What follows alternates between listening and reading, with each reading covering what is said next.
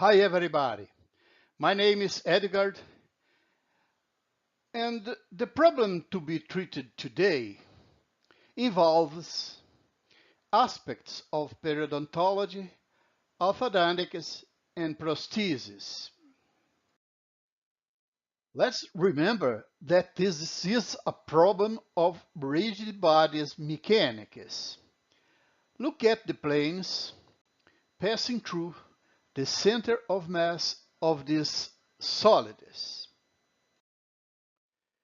It should be always emphasized that this is a three-dimensional event.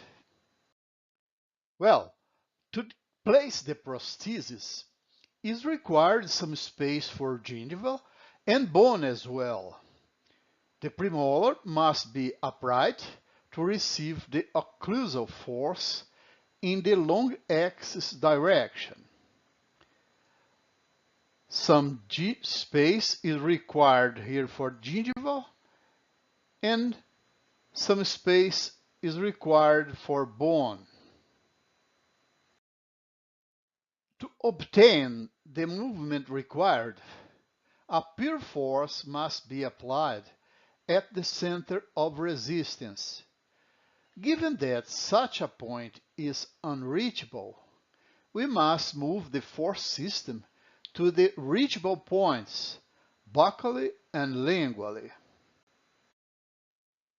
A pure force at center of resistance can be divided in two halves, one applied by the buccal and the other by the lingual. To move the two forces to the necessary points, two couples are required, one in clockwise sense and the other in anti-clockwise sense. As they are applied upon a solid, the couples cancel each other. Provided that one force is pointed in the distal direction, the static equilibrium is established by a force in the opposite sense, with the same magnitude over the line that contains them. The distal translation of the premolar demands a robust anchorage such that the threshold cannot be reached. The active unit, or the premolar, is submitted to translation. A high force is required.